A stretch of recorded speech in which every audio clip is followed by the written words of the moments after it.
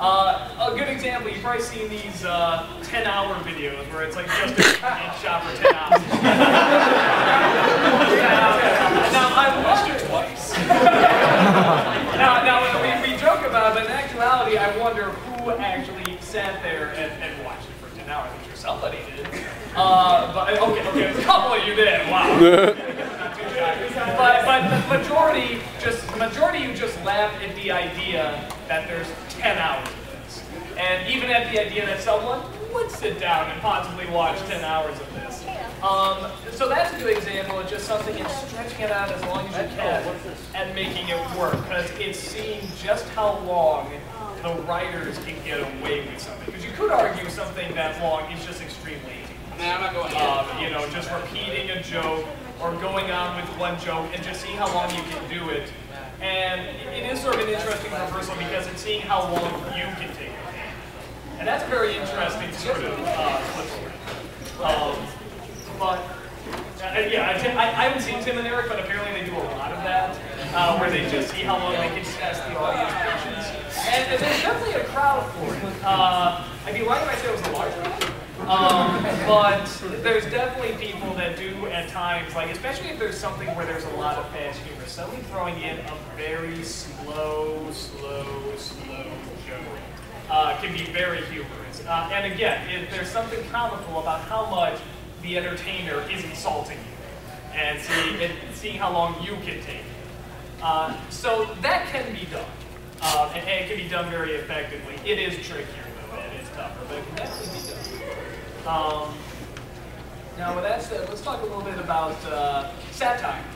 And when I say satire, I'm not just talking about stuff like Weird Al Yankovic or the Zucker Brothers and stuff like that. I'm talking about even just satire of words, using puns.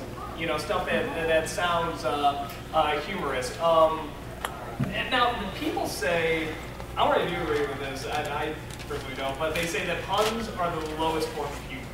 Like, you just don't use it.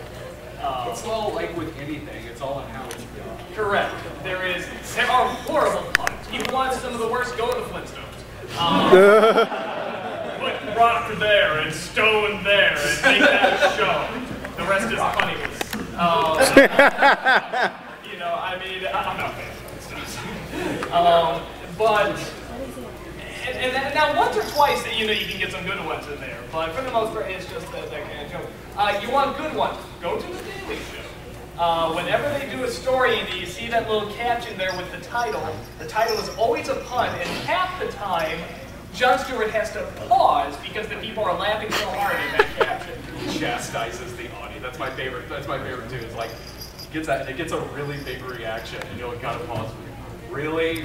That's oil, folks. That's what you're laughing at. Clear as yolk. That's usually my favorite parts of the deal. Yeah, or just the little or even Simpsons do a lot of that. There are little captions on the side, little extras that they'll have on the side. You know, we'll get a big laugh. I remember when I saw the Simpsons movie, half the time those were getting the biggest laughs, just the little things that they had under the side, which was usually a pun.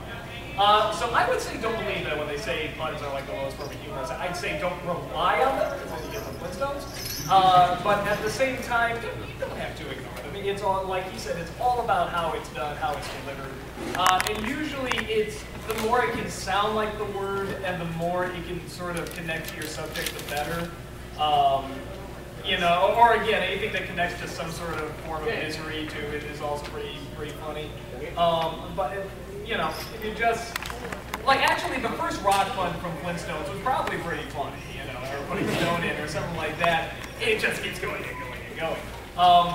Actually, with that said, I'm going to talk about rule of threes.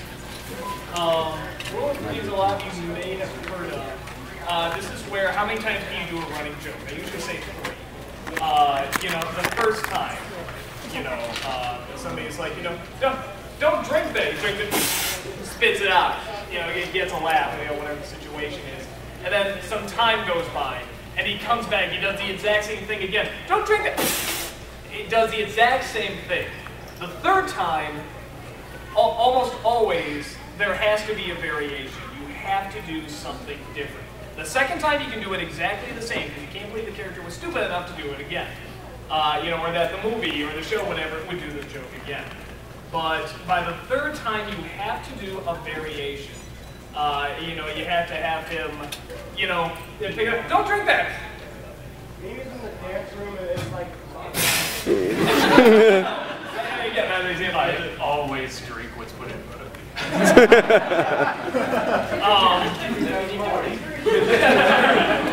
It says what there isn't, what is it?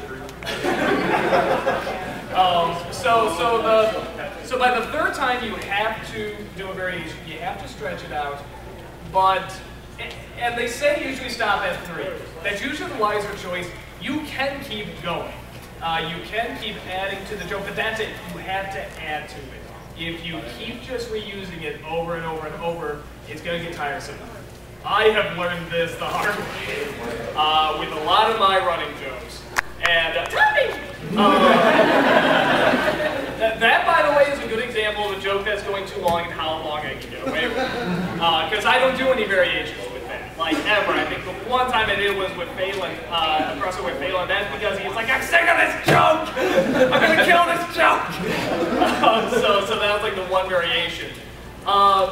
But I mean, like, for example, I let you know the joke whenever I say, this guy wants to take over the world because he's nice and going to now, the first 3 or 4 times, it was because it just kept popping up. You just can't believe there's so many plots where someone always wants to take over the world. Of course!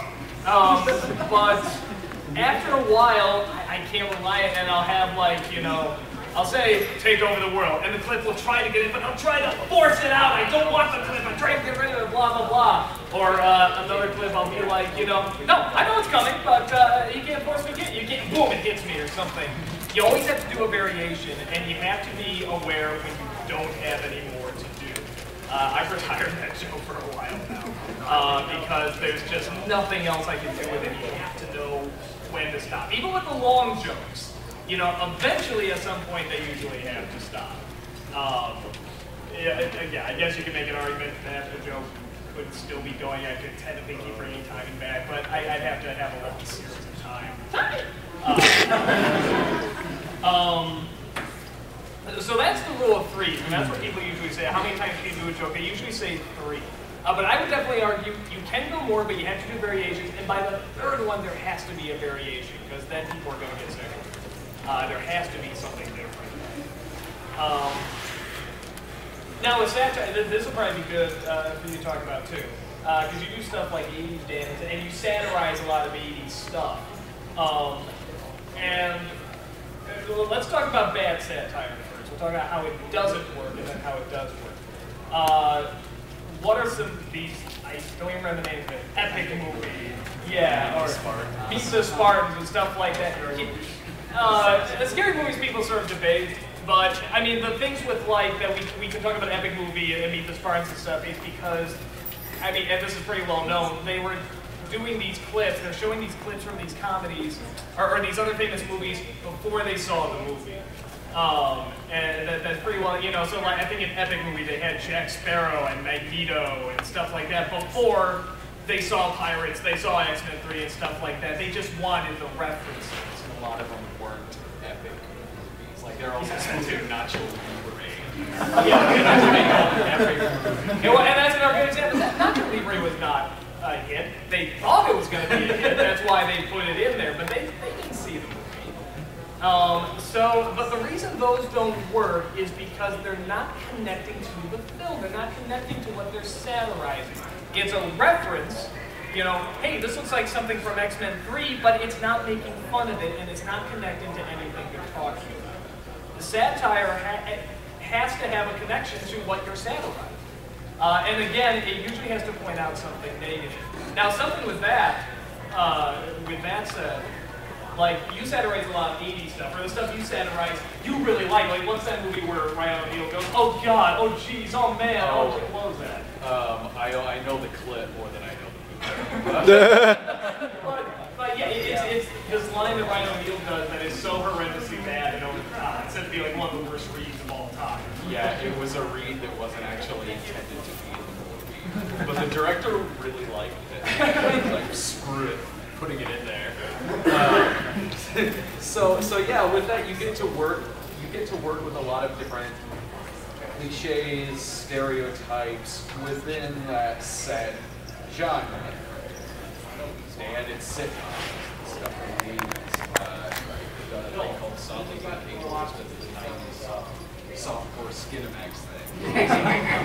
like Airplane, which is satirizing the airport movies of the 1970s, where it gets really, really, really bad to go along with a lot of Spartan and stuff like that. Something that I think is lower than what a lot of people's puns are, is when it gets so topical in some of their jokes that after 15 minutes, people will referencing. Like the fact you got that 3 Stooges movie out right now. Meet the Spartans that had a Sanjaya reference. See? No one remembers that. Yeah. Exactly. Now that's actually another very good thing to bring up too, is making jokes that are dated or timeless. If you can, go for the timeless jokes. But, again, I mean, it's something like The Daily Show has to make their living doing jokes that are current. They're literally commenting daily on, the things that are going on. Now, the advantage to that is that they have permission to tell you what they're referencing, because they're technically a news show. So they can say, we're referencing this, so it works a little better. But even then, it's like sometimes they'll start off, like if something happens to them on the show or offset or something like that, they may make a joke at the beginning and not reference what it is. But it's like the audience gets it because it's current, but then they'll be dated. So stuff like the Zeitgeist can be done. South Park does it a lot, but South Park usually does stuff that's pretty, like, when it happened, you really remember it. But there are one or two where it's like, they're really dated, and they're really, you have to ask, wait, what was that? What was that joke? What was that? And you would forget about it. So that's another important thing to keep in mind if you're doing any kind of top show. Again, I fall into this trap too, where I'll look back and I'll make political jokes or something like that, and it does date them, and I'm finding out more and more I have to sort of keep away from it, because it has to be something people can come back to. Now, with that said, yeah, so I mean, the bottom line with satires is that, and puns for that matter, is that the more it can relate to what you're referencing or what you're mocking, the better. And they usually say if you're going to mock something, it has to be something you love. It doesn't have to, but it does help. And because not something you love, you have to have a passion for it. You have to have a passion for how much you like it, but you have to have a passion for how much you hate it. And surprisingly, for whatever reason, the stuff that people have a passion for liking usually turns out funnier. People love, even before the prequels come out, people love making Star Wars jokes. Yeah, and people love those movies, they adore them. But they love pointing out, why didn't they just cover that patch in the Death Star, so that it blows up? Why? It should be pretty easy. Well, why didn't the Death Star, while waiting for that planet to pass to destroy the bad guys, just destroy that planet and destroy the planet behind it with the bad guys on it, the good guys on it? There's about 1 million plot holes in it, but people still like it. I agree with people that made that like Star Wars too. So there is something about it, because because you have a passion enough to watch it enough to suddenly put this together and point out the mistakes. You know what? They still like it. And again, a lot of movies you review, I mean, you acknowledge, no, these are terrible, but you love them. Great. Yeah, I mean, terrible. Yeah, because it is a genre that I love watching.